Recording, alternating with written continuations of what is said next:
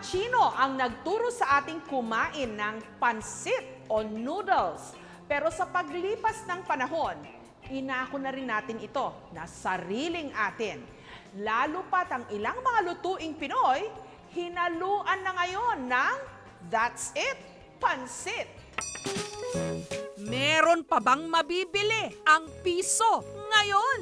Meron! Isang mangkok na lugaw. Opo! Piso lang ang mangkok ng lugaw na ito. At kung gusto mong magpa-refill, bayad ka lang uli ng piso. Ito ang piso lugaw sa kainang ito sa Quezon City. Piso lang, lugaw, solid.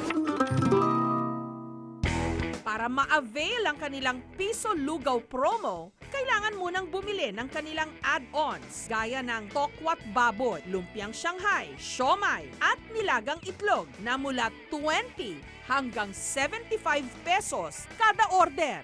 So nag-start yung pitwasan ng pisong lugaw is on August 2016. Kailangan mo muna bumili ng isang add-ons. So sa isang add-ons, pwede ka makabili ng 2 lugaw na worth piso lang. So 2 piso mo siya may bibili. Pero yung dami nun, halos almost 1 liter na yung dami ng lugaw na yun. Ang kanila raw target customer, yung mga gising sa gabi, gaya ng mga call center agent at mga taxi driver. Kaya ang kanilang piso lugaw promo, available lang mula alas 12 ng madaling araw hanggang alas 6 ng umaga. Kada madaling araw, nakakapag-serve sila ng mahigit 200 bowl o mangkok ng lugaw. Tubong lugaw talaga ang magbabarkadang ito. Hindi lang isa. Hindi lang 2. Lugaw. Kundi, tigta-3 bowl ng lugaw ang napataob. Sulit. Kasi add-on lang bibilin mo, tapos may libre ka ng lugaw. Sakto yung lasa niya dun sa, dun sa mga add-on sila, lalo na siomai. Isa pa sa popular at abot kayang pampainit ng sikmura nating mga Pinoy, beef pares. Beef stew sa sinangag na tinernohan ng sabaw. Bawat kanto nga may paresan. Pero alam nyo ba kung paano ito nagsimula? Nagsimula raw ang lahat sa kanilang kainan noong 1970s pa. Nung may isa silang customer na nagsuggest, lagyan naman daw ng kanin ang kanilang beef mami.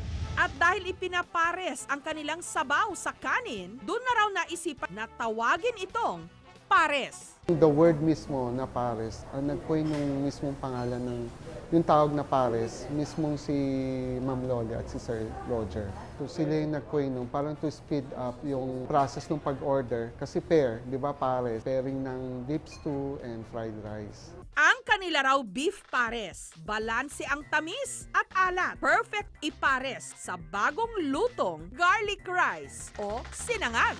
Maliban sa kanilang secret spices, pinapakuluan din daw nila ang kanilang mga karne ng baka sa loob ng 12 oras gamit ang uling. Kaya raw, mas masarap kesa sa luto sa stove. Para ma-extract yung flavor niya, dahan-dahan lalabas. Pati yung mga sangkap na nilagay namin, lalabas yung full flavor niya. Okay yung lasa niya and worth it naman yung price niya. 1979 din yun eh. Nung nagsimula na i-try yun na ilabas yung heirloom recipe nila, yung beef stew.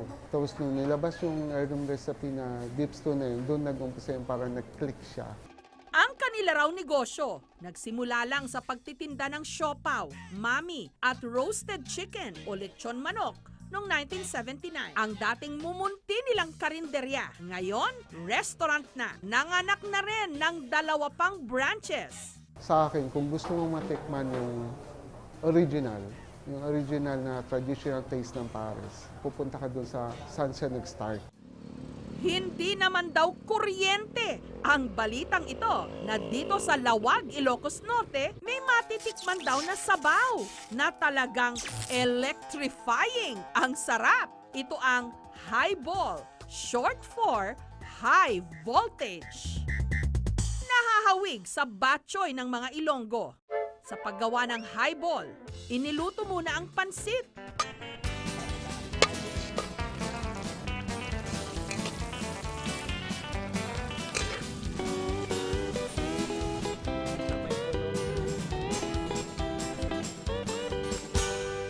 Isinunod ang paggawa ng sinanglaw. Pinakuluan muna ang karne ng baka at tuwalya sa loob ng 1 oras hanggang lumambot. Pagkatapos, ang sabaw hinaluan ng sukang Iloko. Kasi yung sukang Iloko, inaalis yung lansa nung karne ng baka. Nung luto na ang sinanglaw, hinalo ito sa ginisang pansit. Ito po yung highball. Beef na beef yung lasa niya. Yung noodles naman niya is firm. Masarap yung combination. Ang recipe na ito, unang sinerve ng pamilya Guerrero. Kaya nagumpisa yung highball. Yung customers na regular ng mami ko, ang kinakain lang, pansit na may dinuguan. Umorder siya ng pansit. Nanay, pakilagyan mo nga ng sabaw yan. Highballin mo na lang. Ganon nagumpisa yung highball. Pero taong 2008, nagsara ang kainan ng pamilya ni na Roderick. Kain na tayo ng highball. Kaya tuwing may espesyal na okasyon na lang daw nila ito, niluluto ngayon. Ang pambato naman ng mga Hapon pagdating sa mga sabaw, ang malasa nilang ramen o noodle soup na hinaluan ng karne, seafood at gulay. Pero ang Japanese ramen may Pinoy twist ngayon. Nakatikim na ba kayo ng binagoongang ramen? Bicol Express Ramen at Cheesy Caldereta Ramen. Start with ramen tare for umami taste and then garlic.